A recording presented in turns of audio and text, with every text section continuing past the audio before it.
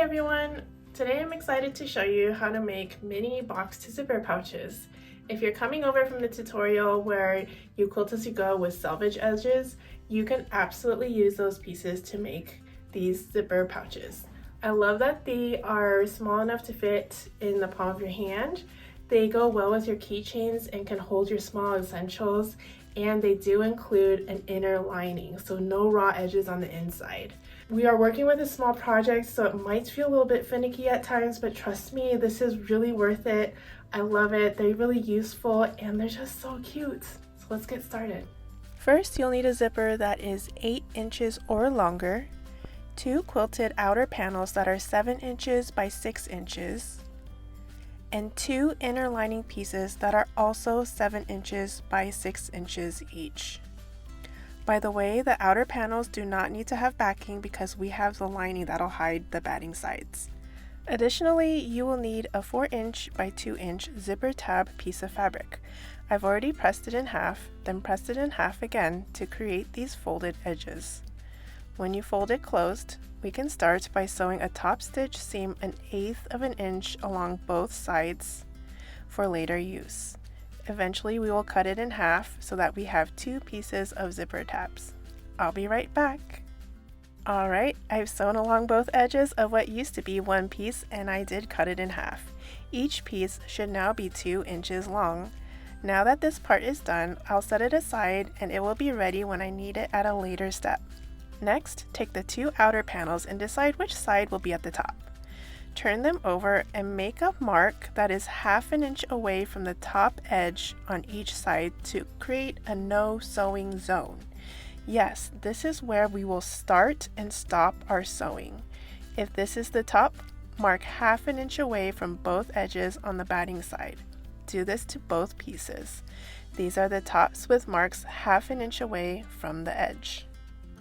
Now let's prepare a zipper and make the sandwich to get it ready for sewing. Take your zipper and place it in your work area facing up. Grab the inner liner right side up and align it with the zipper facing up and the top lining right sides together. When you sew, make sure to sew a 1/4 inch along the top edge, only between the 2 marks that we made.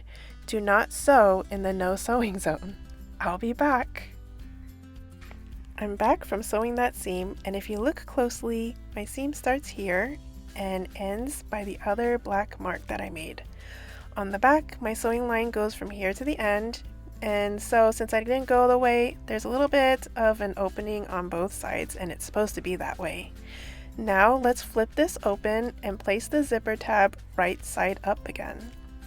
Make another sandwich layer by laying the inner lining right sides up and zipper right side up, and the outer panel right side down with 1/2 inch marks at the top. Align the top edges with the pieces that you have already sewn and sew another 1/4 inch seam only in between these black marks. I'm back from sewing the other side to the zipper by sewing a 1/4 inch away from the top with a gap on both sides. After sewing both of these sides, now it's time to open up the units so that you can see both of the outer panels together and the inner panels with right sides facing out.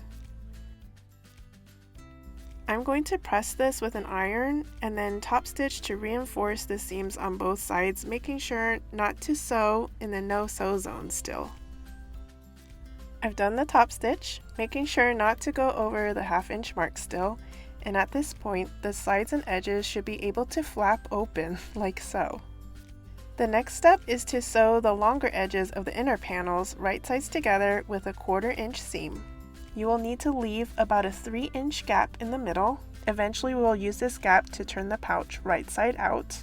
Be sure to secure your stitches on both sides of this gap with a back stitch. I'll be back. Right, I've sewn along the length of the inner lining right sides together and left a 3 inch opening in the middle. I've also backstitched at the ends to secure this opening. Now I'm going to take it to the iron and press this seam open for later use. Now this is what the seam should look like when it's pressed open. Notice that the opening is still there. And now for the outer panels. We are going to sew the longer edges first here, right sides together with a 1/4 inch seam. Then go ahead and press the seam open so that it looks like this.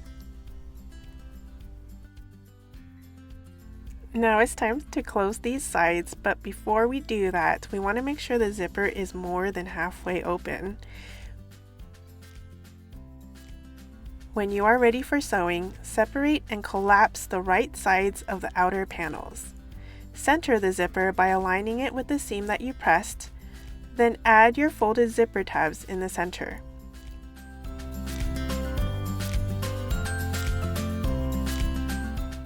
I'm going to hold this with my fingers, but now would be a great time to clip or pin your layers together. We are going to sew a 1/2 inch seam on both sides, and that is what that gap is for. And when you do sew with the inner lining on top so that you can make sure that this inner lining is kept out of the way. Essentially, we are sewing a 1/2 inch seam through the outer panels, zipper, tabs, all while keeping the inner lining out of the way. Again, with a 1/2 inch seam. I'll be back. I've sewn both sides, going through the zipper with the inner lining pulled back with a 1/2 inch seam. Now is a great time to trim your excess zipper.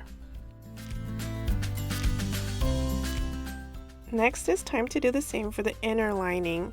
Remember that seam that we pressed open? We are going to collapse it in the center so that it lines up with the zipper. Here you might want to pin it and clip it. This time we are going to sew with a 1/4 inch seam. Sew with the outer panels on top so that you can keep them out of the way this time. And this time you are going to sew through the zipper and the inner panels only, using that 1/4 inch seam. Go ahead and do that to both sides of your zipper pouch. Alright, I've sewn together the sides of the inner lining along with the zipper with the outer lining out of the way. The sides are closed and it's time to box the corners. Mark an inch on each corner starting from the seam and repeat this for all 8 corners. When using a ruler to measure, start your measurement at the seam that you sewed where the seam is 0. Do not include the outer edges of the seam in your measurements. Watch how I line up the ruler. See that the ruler lining is matching up with that seam, and that is where the inch for measurement will start. I'm going to go ahead and mark all 8 corners, and I'm not going to include the area outside of the seams that I sewed. When cutting out the corners and boxing them, I recommend working with the inner lining first, because once you get them done, they are easily collapsible and you can work with the outer lining with the inner lining out of the way, if that makes any sense. So first I'm going to cut along these lines to open up these box corners. And when you open them, you can like mouth them open and then collapse them this way. This is where the most finicky steps are. Then pin it shut this way, and once you get it pinned, sew a 1/4 inch seam along that edge. Now do this for all 8 corners, and I promise it'll be easier if you work with the inner lining first. Yep, sew that 1/4 inch seam along these edges on all 8 corners. This is what it will look like when all the corners are boxed, with seams sewn in all corners.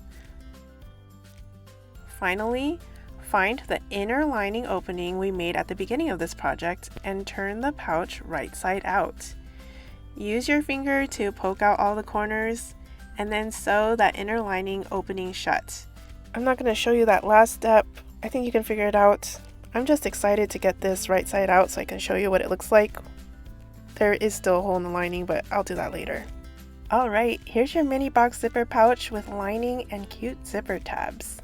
Hope you enjoyed this tutorial, and if you make one or enjoy this at all, please tell a friend and share a friend. Follow me on YouTube. Yeah, thanks for being here.